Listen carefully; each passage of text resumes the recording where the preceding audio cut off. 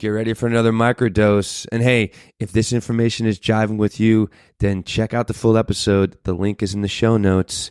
Enjoy the ride. Everyone always talks about oxygen. Olson told me during our interview in Stockholm, whether we breathe 30 times or 50 times a minute, a healthy body will always have enough oxygen. What our bodies really want, what they require to function properly, isn't faster or deeper breaths. It's not more air. What we need is more carbon dioxide. I'm going to go a little further. We also talk about how O2 bars are absolute bullshit at the airport, which I thought was kind of fun, right? $50 a pop, total bullshit, right? And then in here you go deeper into the science. And this is with Yandel Henderson.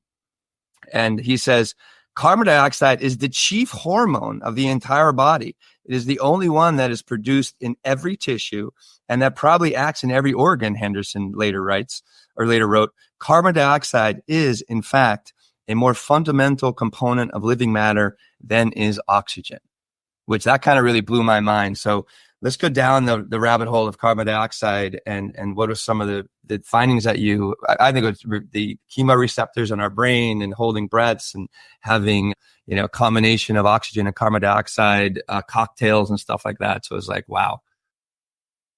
So this was something that I was always taught in yoga classes or whatever. Everyone kept saying, get more oxygen in, take a deep breath.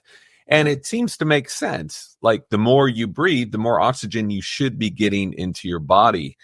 But when you start really looking at the biochemistry of how oxygen is delivered, until you start really looking at science, you find that that's a narrow view.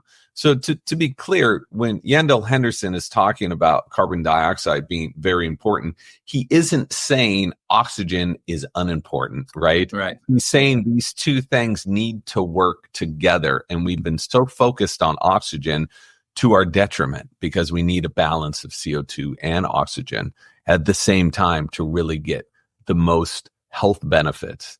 So, CO2 is one of those things that so many of us view as a negative thing because we keep hearing about CO2 in the atmosphere. Yeah, climate change is real. There's too much CO2, but we need that balance in our bodies. And to me, what was the most fascinating about this was not new science, right? It was new to me. It was new to everyone I was talking to.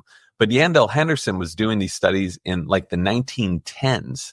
And before him, they were doing studies into CO2 and the importance of CO2 for oxygen delivery, even before that, 10, 20 years before that. So this is stuff we've known for 100, 120 years. And yet you still hear and see people saying it's all about breathing more to get oxygen. You still see oxygen bars all over the place. I've not made friends with the oxygen bars, but nor should you. As I told them, I said, listen, I'm not the one doing this research. Go talk to all the scientists. Go look at these studies from 100 years ago, and you can clearly see what's going on here. So I'm just the messenger here for better or for worse. Well, let's go a little deeper. So what you talk about a particular, I think it's Bateko. He talks about voluntary elimination of deep breathing, and actually enhances performance, athletic performance that you talk about with swimmers and runners as well. Like, why is breathing less? What is a big quote in the book? Like, why is that so incredibly beneficial for performance or athletic performance or just our nature in general?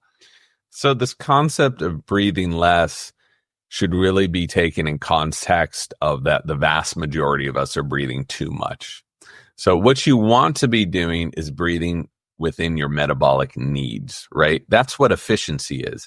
Take in the oxygen you need, right? Exhale the CO2 and all the other toxins in our body at peak efficiency. Why would you want to be over breathing all the time if you're only using part of that oxygen? We exhale about 75% of the oxygen we take in. So we're only using a very small amount of that oxygen we take in. When you breathe heavily, you're using a far less percent of that oxygen. So if you think of athletic performance, it's all about efficiency, right? Why would you needlessly be wasting energy doing something when you can do it much more efficiently. And by operating much more efficiently, that will mean you can push harder, you can go for longer, you can become a better athlete. And it's interesting to me that so many athletes aren't considering breathing. That this is how we get the majority of our energy from, right? Right.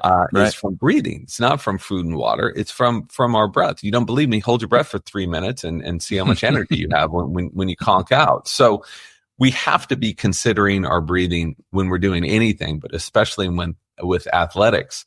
So what Buteyko was trying to do through his exercises is to train people in these very focused exercises to be comfortable with breathing less, to increase that CO2 and be comfortable with it, so that when they're not doing these exercises, they will naturally be unconsciously breathing less, right? It's like weightlifting. It's building a habit. So you should not be doing these Buteyko exercises throughout the day, just like you shouldn't be at the gym for 12 hours a day. You do that for a short amount of time. Right. You reset your body.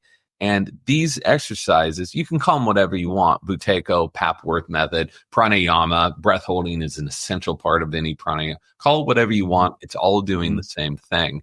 And they are so transformative to people's health. The science on that is so clear. And I can't tell you how many people have written me and that I've talked to who have said just getting their breathing in order by breathing less and understanding this concept, they've either reduced or reversed their asthma. Same thing with panic, and breathing can even affect autoimmune conditions as well. Hey, thanks for joining us on this journey. Small doses lead to big changes. If you're vibing with this snippet, then take a listen to the full episode by clicking the link in the show notes. If you would like to plug in deeper to what we're doing, head to mentalkingmindfulness.com or text MTM to 33777. Until next time, peace.